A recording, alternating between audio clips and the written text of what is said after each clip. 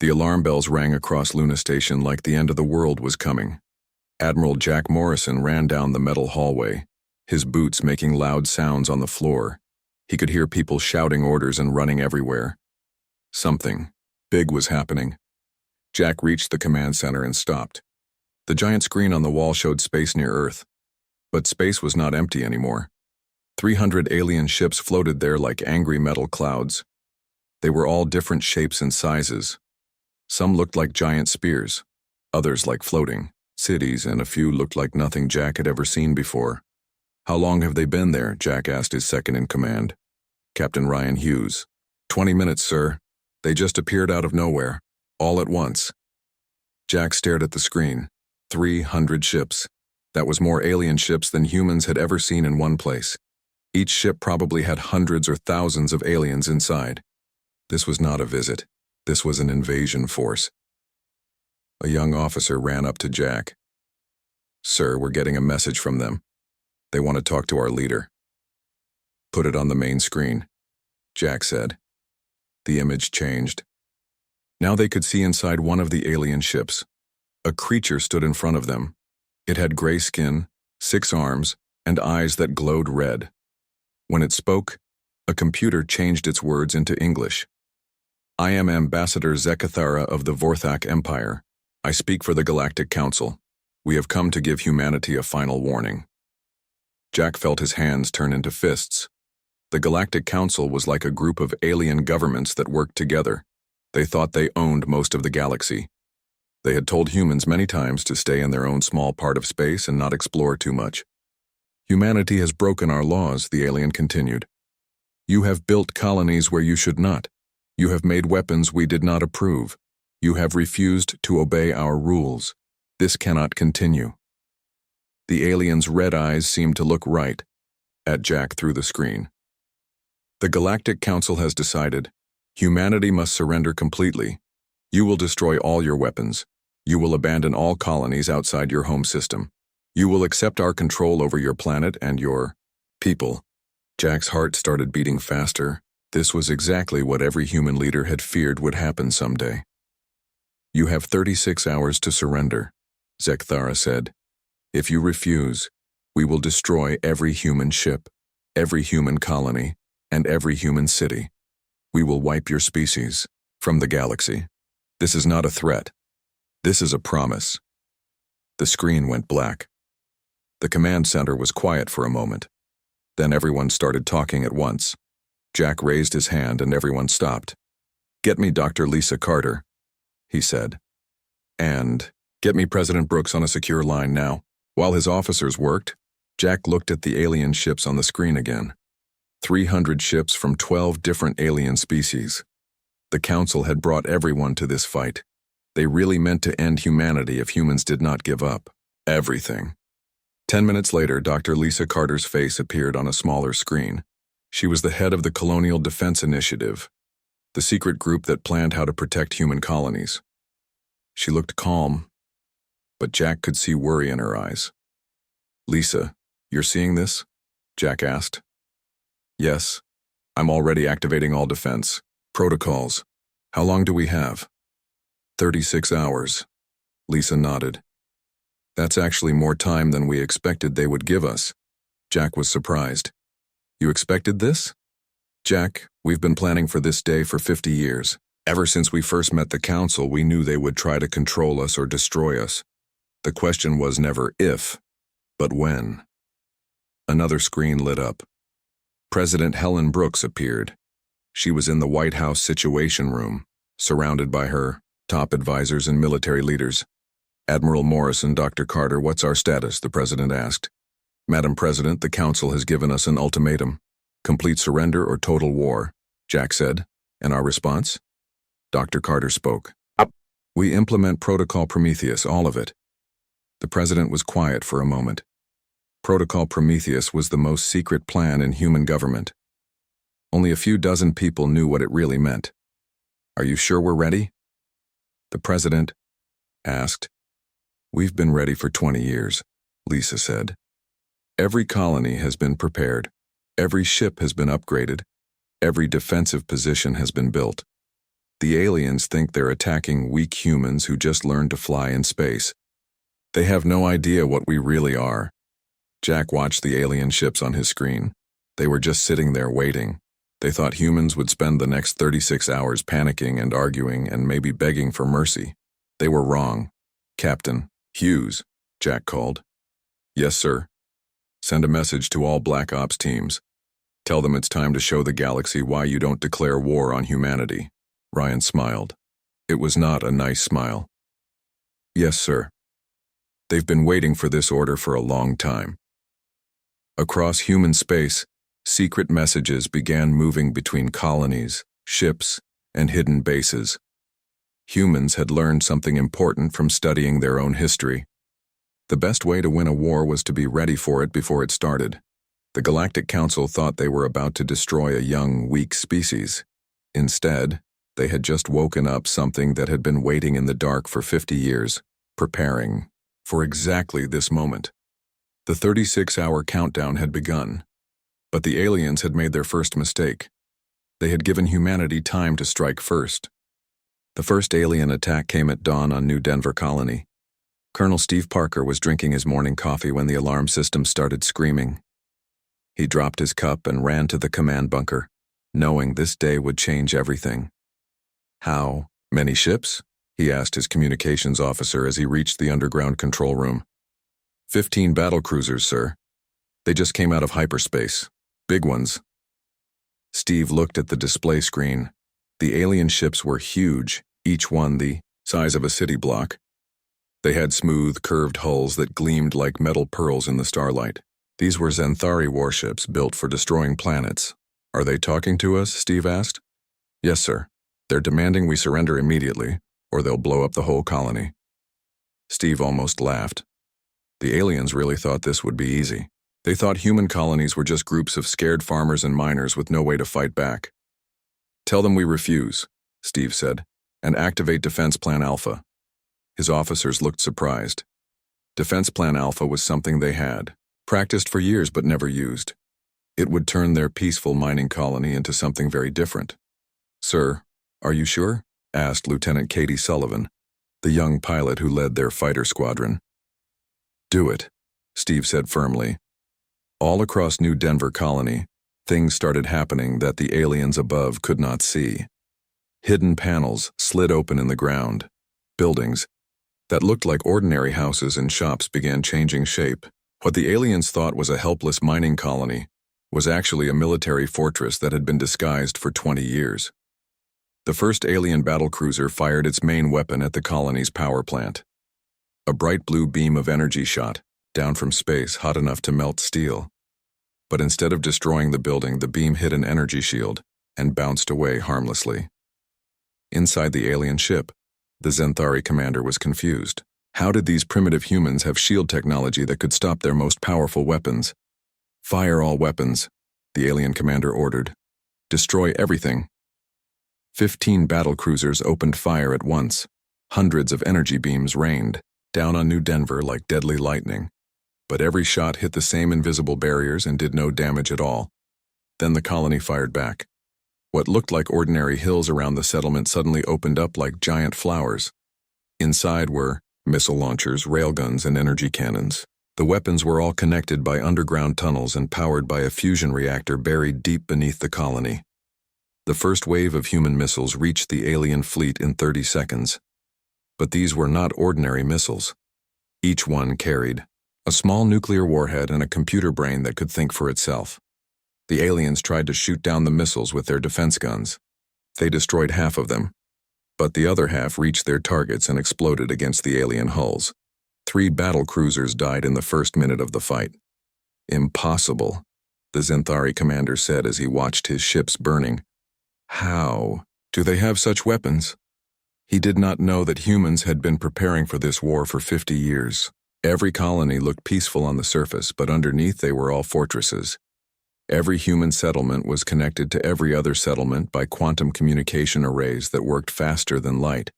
Major Katie Sullivan launched her fighter squadron from hidden hangars built inside the colony's mountains. 20 small, fast ships rose into space to join the battle. They were painted black and designed to be almost invisible to alien sensors. The alien pilots had never seen anything like human fighters before. The small ships moved in perfect coordination like they were all controlled by one mind. They fired missiles that could change direction in mid-flight and think for themselves about which targets to hit. More alien ships exploded. The battle lasted 18 hours. When it was over, all 15 alien battlecruisers were dead. Pieces of burning metal floated in space above New Denver, like a graveyard of failed conquest.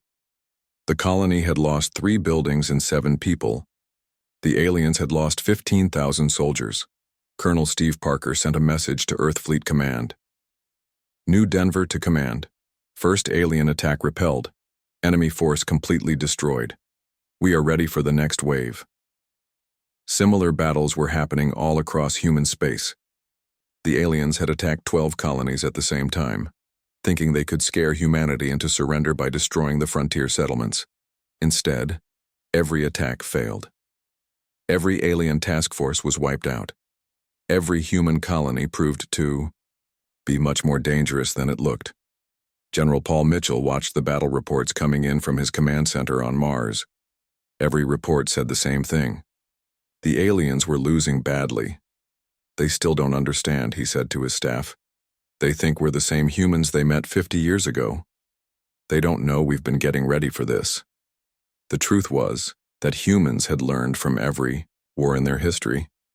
They had studied how other species fought and found ways to beat them. They had built weapons the aliens had never seen and developed tactics the aliens could not understand. Most importantly, humans had built their entire civilization around the idea that someday they would have to fight for their survival. Every human child learned how to use weapons. Every human adult knew how to fight. Every human settlement was designed to be a fortress if needed. The Galactic Council's second mistake was thinking this would be a quick war.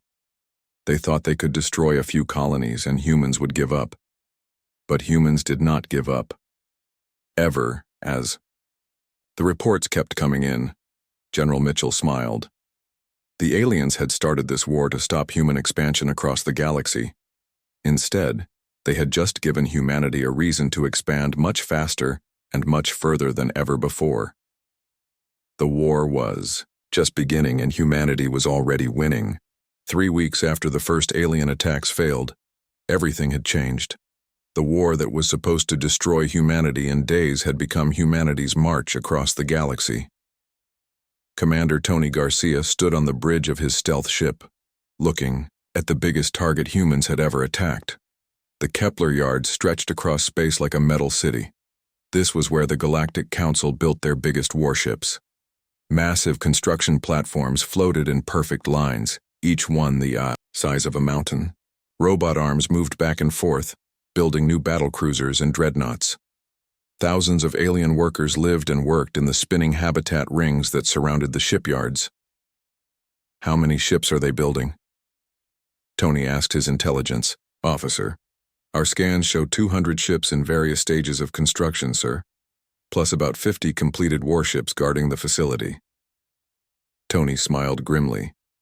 The aliens were trying to build more ships to replace the ones humans had already destroyed. They still thought this was a normal war where both sides would fight for years and slowly wear each other down. They were wrong. Signal the fleet, Tony said. All ships, begin the attack.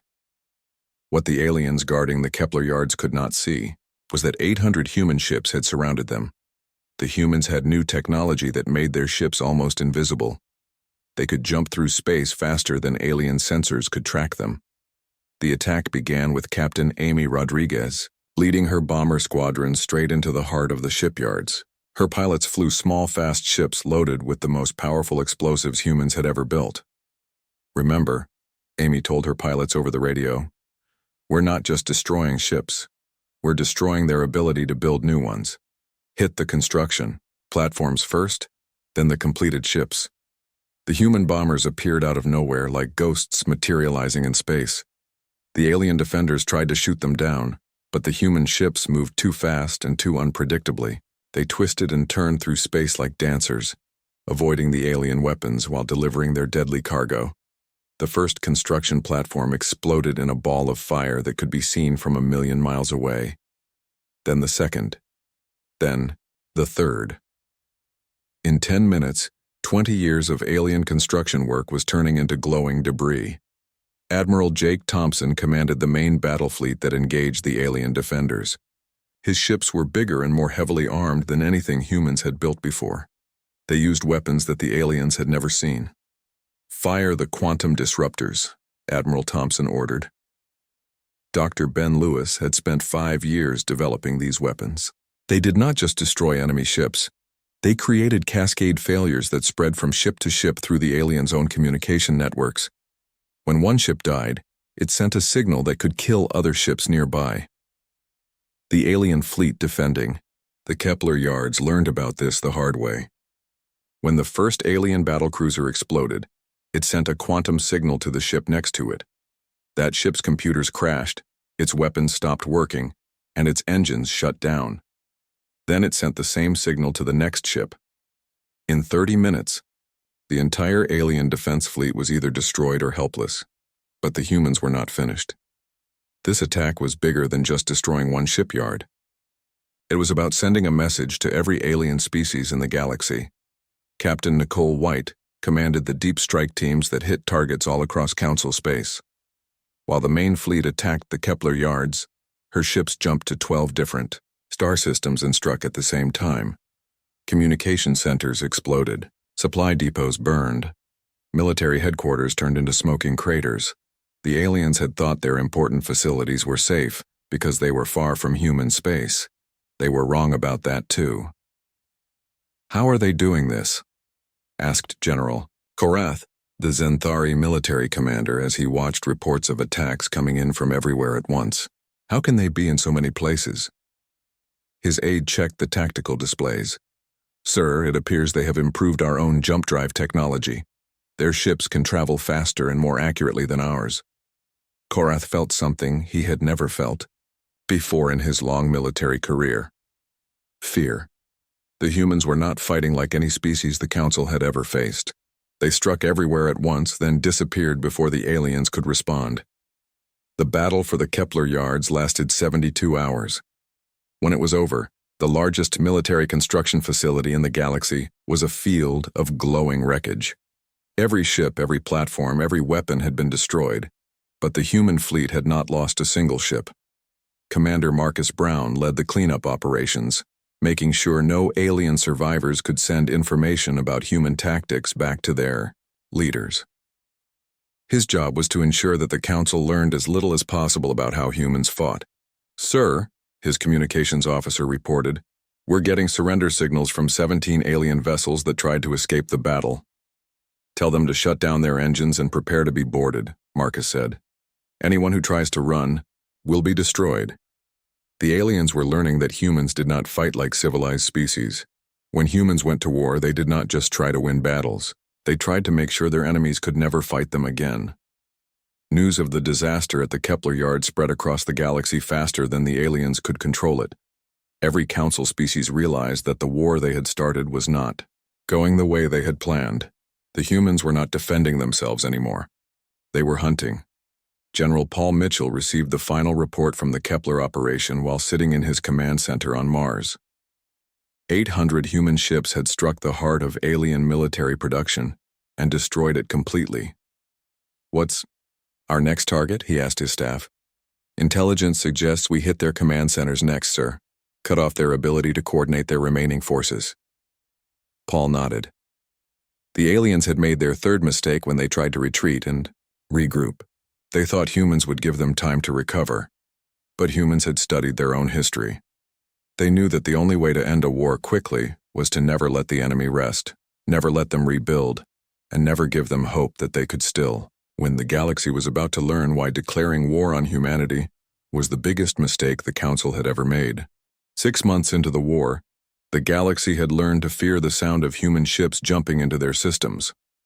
Colonel Marcus Brown sat in his command chair aboard the orbital bombardment vessel Thunder, watching another alien world surrender without a fight. "Sir, we're receiving a transmission from the planet's surface," his communications officer reported.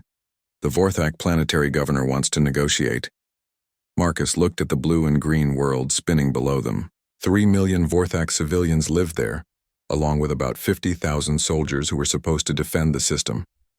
But the soldiers had seen what happened to other worlds that tried to fight humans. "Put him through," Marcus said. The holographic display showed a tall, gray-skinned alien with 6 arms and glowing red eyes. Governor Veltar looked tired and afraid. "Human commander," the alien said through the universal translator. "We surrender. Please do not destroy our cities. We have families here, children." Marcus nodded. This was exactly what humans wanted to hear. "Governor, your military installations will be destroyed. Your warships will be captured or eliminated. But your civilians will not be harmed if you cooperate fully. What do you want us to do?" "Evacuate all military personnel from their bases. Turn over all weapons and defense systems. Allow our inspection teams full access to your facilities. Do this, and your people will live." The alien governor's shoulders sagged with relief. Yes, we will do this. Thank you for your mercy." The transmission ended. Marcus turned to his weapons officer. "Target their orbital defense platforms first. Use precision strikes only. No damage to civilian areas." This was how the war worked now. The aliens had tried to use their civilian populations as shields, thinking humans would not attack if innocent people might be hurt. They learned quickly that humans had prepared for this too. Commander Sandra Hayes led the humanitarian evacuation teams that worked alongside the military strikes. Her ships were equipped with advanced medical facilities and transport systems. When human forces attacked a world, Sandra's teams were already there to help civilians get to safety. "Commander Hayes to Orbital Command," she reported from the planet's surface. "We have successfully evacuated 12,000 civilians from the military zones. No casualties reported." The human approach to warfare confused the aliens completely. Humans could destroy entire fleets and level military bases with incredible precision, but they went out of their way to protect non-combatants. This was not how wars were usually fought in the galaxy.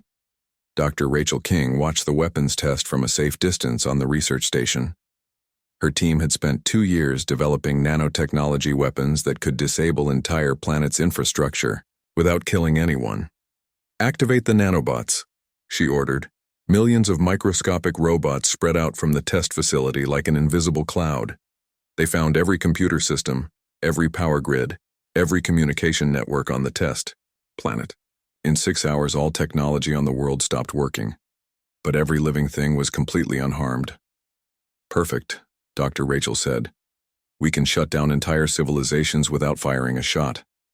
This was humanity's newest weapon. Any alien world that refused to surrender could have all their technology disabled instantly. No power, no communications, no transportation, no weapons, just primitive life and the choice to surrender or starve. Admiral Chris Davis commanded the blockade fleets that surrounded every major alien world. His ships formed invisible nets around entire solar systems. Nothing moved in or out without human permission. "Sir, we're intercepting another supply convoy trying to reach the Zenthari home world," reported Captain Greg Miller, who led the interdiction squadrons. "Standard procedure," Admiral Davis replied. "Board the ships, confiscate any military supplies, and send the rest back where they came from." The economic warfare was working perfectly. Within 6 months, alien civilizations that had existed for thousands of years found themselves unable to trade, unable to communicate with other worlds, and unable to maintain their military forces. The Galactic Council had not just lost they had lost their entire way of life. President Helen Brooks addressed the galaxy from her office in Washington. The message was broadcast on every alien communication network that humans had not shut down.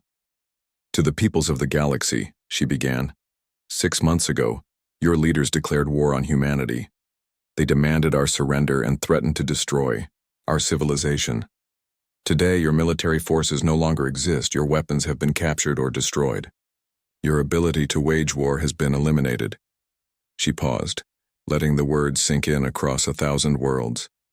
"But we are not your enemies. We never were. Your leaders feared human expansion and tried to stop it through violence. Now you see the result. We could have destroyed your worlds, eliminated your species, and taken everything you have. We chose not to. On alien worlds across the galaxy, billions of non-human beings watched the human president speak. Many had never seen a human before this war began. The fighting stops now, President Brooks continued. Any world that surrenders will be protected. Any government that cooperates will be allowed to continue governing their people. Any species that accepts the new reality will find humans to be fair and reasonable neighbors. But any world that continues to resist will face the full power of human technology. We have weapons that can shut down your civilizations without killing anyone.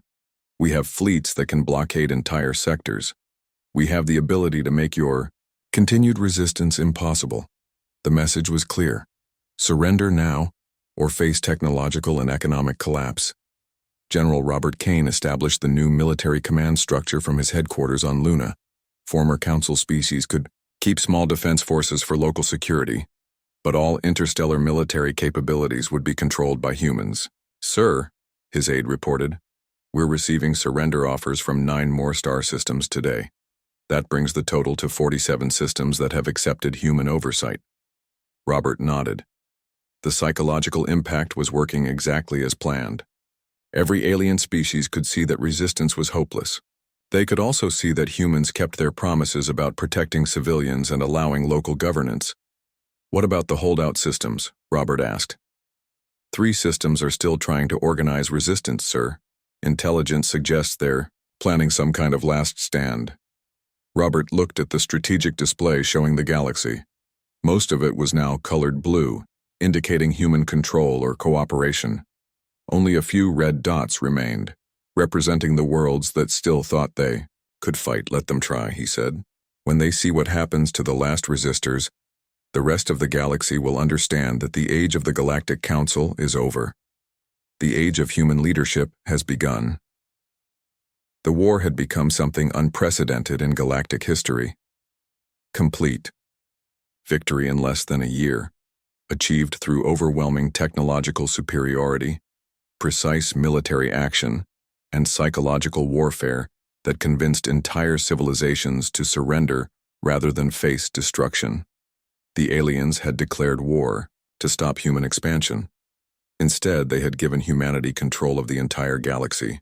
1 year after the Galactic Council declared war on humanity, Ambassador Julie Parker stood in the Great Hall of what used to be the Council's main headquarters.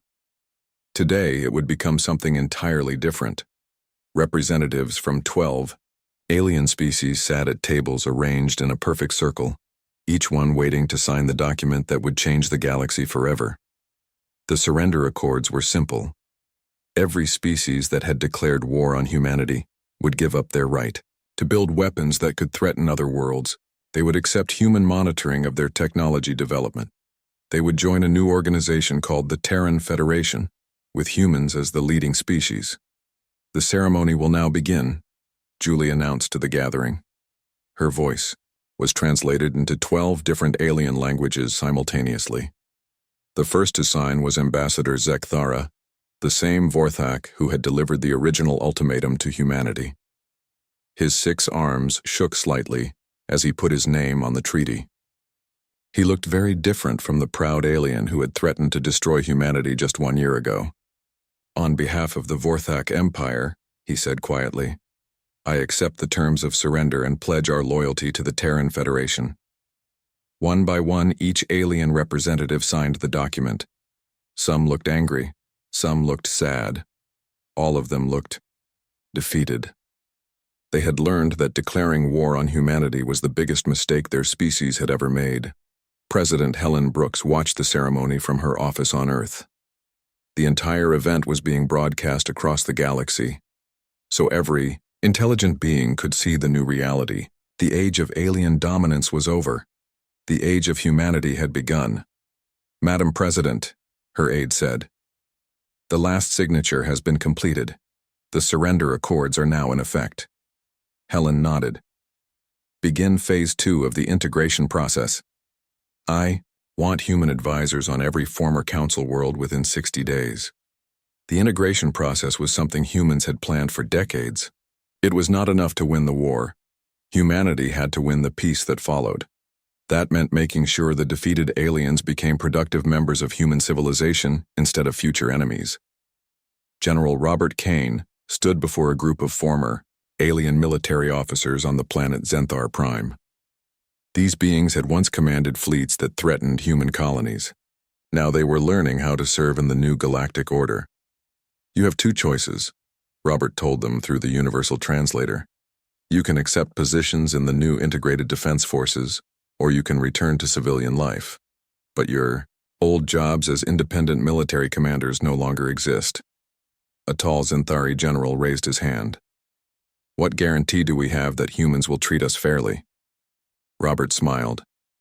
"The same guarantee you gave humanity when you declared war on us, none. The difference is that we have proven we keep our promises. When we said we would protect civilians, we did.